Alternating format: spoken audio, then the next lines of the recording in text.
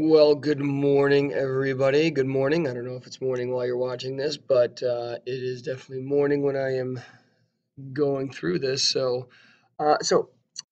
the deal. We're going to start fascism and the Great Depression and how it leads into World War II in Europe. So you should be following along with this worksheet right here, the fascism PowerPoint questions. So we'll get through some of this. Will probably be broken down into two parts, but we'll see how fast we can get through it. All right. Meow, meow, meow, meow, meow, meow, meow. So, characteristics of fascism. Uh, up, up, up, up. Is there one more? Nope. Go back. All right. So here we go. Fascism ideology. All right. It's a right-wing extreme ideology, which when we say it's right-wing, it is very conservative. It likes to hold on to old traditional ways of doing things. Okay. It celebrates the nation or the race as an organic community, meaning that um, it is like a living, breathing cultural thing, and that takes precedent over all other needs, whether it's individual rights and freedoms, um, things like that, liberties that may take over or maybe come before, like in our country, the idea of free speech or freedom of press, all right? Like, and your ability to choose who you want to lead, that stuff is nowhere in fascism. It is something that, like, the love of country takes precedent over all individual needs, all right? Um, and so, very patriotic, tons of slogans, symbols, songs, etc., which means that we are going to see a ton of propaganda coming down, right? So, subordination to the state. So, again, and it's forcibly done now. This is not a warm and fuzzy kind of like, hey, we all love our country. Let's all just be, kumbaya, hang out, love one another. This is something to where the state is going to force you to love and act accordingly to what they want you to do, all right? Kind of like totalitarianism, like with Stalin and that in Russia. So, again, it uses organized violence to suppress the opposition.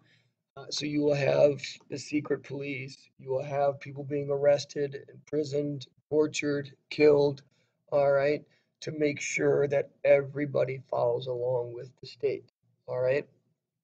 I remember back in the day we had talked about during the Industrial Revolution and that this idea of social Darwinism, um, that certain races are better than other races. It's not true, but this was something that like with Hitler and the Aryan race, like he used to call it, um, he thought that the German race was better than all other races, right? And so this idea that nature has selected out a superior group of people, just like nature in Darwin's theory selects certain characteristics for animals to survive better. Same thing here, all right?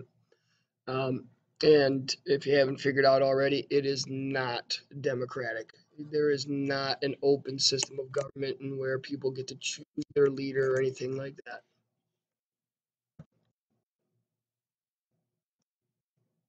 Well, a cult of state worship. I mean, you can think about this as being like a cult. People get all revved up and bought into this idea that the group is more important and the ideology of the group and the country is more important than any one single member, all right? However, normally within every cult, there is a leader who is the charismatic uh, person that everybody kind of surrounds around and, falls whatever they say, right? So, Fascists, they say, were taught to believe, to obey, and to fight. Sounds pretty similar to a cult. Now, whether the cult goes out and actually fights or kills, but at least it stands up for its beliefs. All right. So, this idea that you have to be fully committed and believe in whatever your cult is saying, the idea that you have to obey to whatever that leader says you do, and to go out at all costs and protect that cult. So,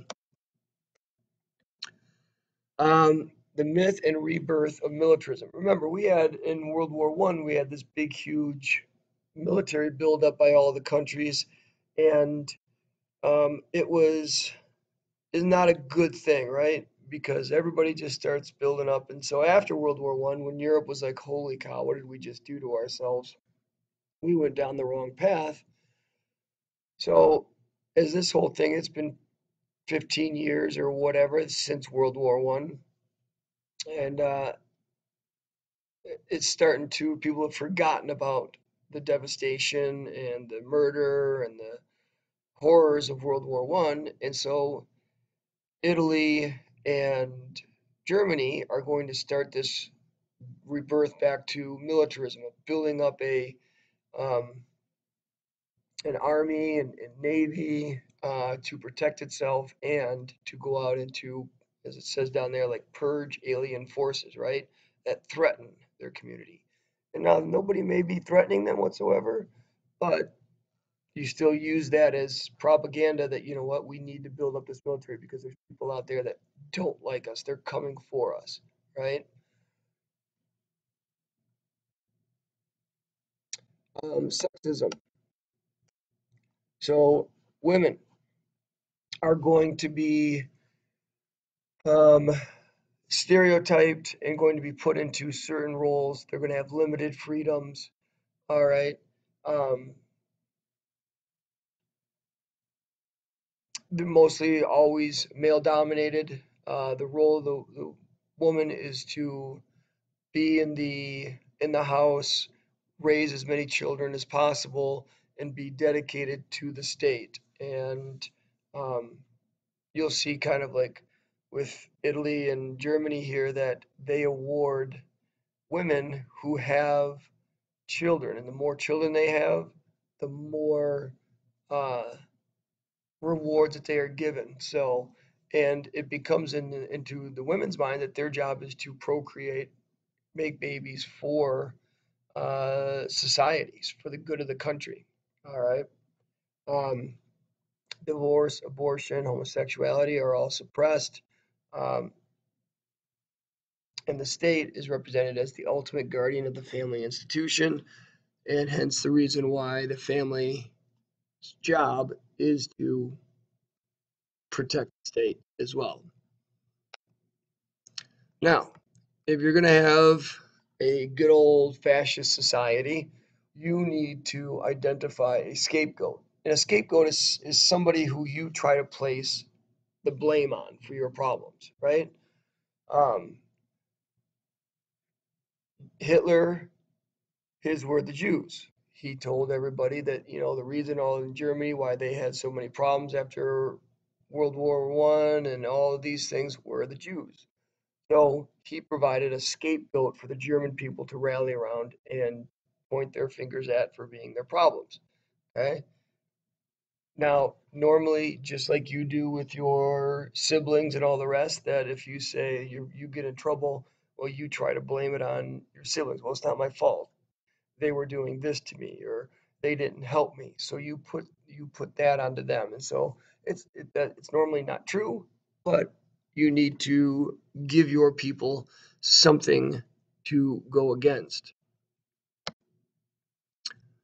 Um, this is definitely not something that uh, people who want to be live in a free society like ours, um, human rights are thrown out the window because there isn't that focus on the individual rights of people. It focuses on the rights of the country.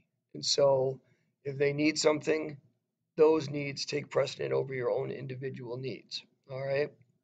And as a result, like we said, you are going to have secret police that are going to come in, arrest, torture, execute, incarcerate, whatever, um, anybody who is speaking out or poses a threat to the government and the country.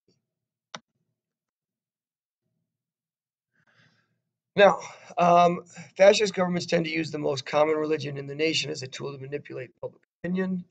So, if it's Catholicism, like in Italy, they're going to manipulate the church around them, and they're going to force the church to, in like in their, gosh, what's the name? It's like when you go to church that day, you know, the priest will talk about how great the state is. The church is going to be used as a propaganda tool that says, listen, God wants the Italians to do this. This is what you need to do to serve not only God, but Italy as well. All right. And definitely something that uh, they force and control and manipulate the religion to support the political leaders. They don't like, so if you're going to take away freedoms, personal rights of expression and all that, they don't like um, intellectuals. They don't like universities. They don't like people questioning, like we've always talked about, where these things, um, revolutions start from the educated. Um, They don't like teachers. They want people to just put out whatever message the government has. And they definitely don't like art. They definitely don't like the idea of people maybe putting out a painting or a picture going against whatever the government's doing. And you know that artists are normally outside the box, and they definitely challenge and question what's happening in society. So, not going to happen with fascism. Control of mass media. You know that there is going to be a ton of propaganda here.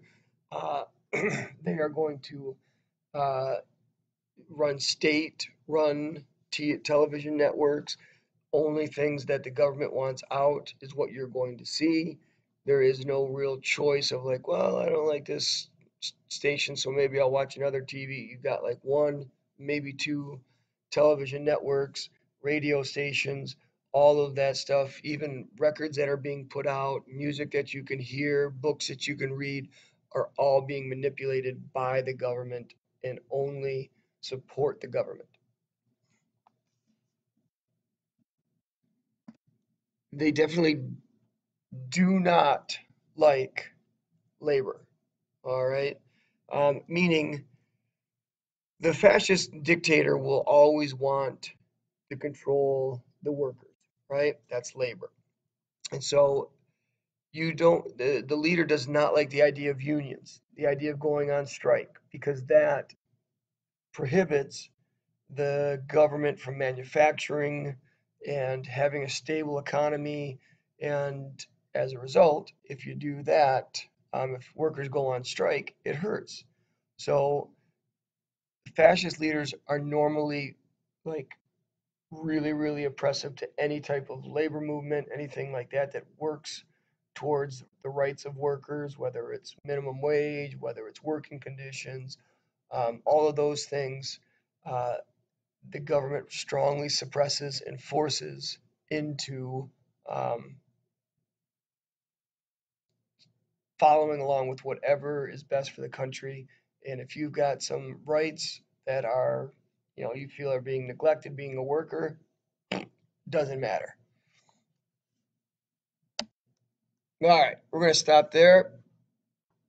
I appreciate you guys hanging in. So then we'll get into the rise of Mussolini and Hitler after this. So that should take us up to education. Why do fascists fear unions? Right there. So we should be on question 10. All right. All right, everybody. Thanks a lot. Take care. Meow meow.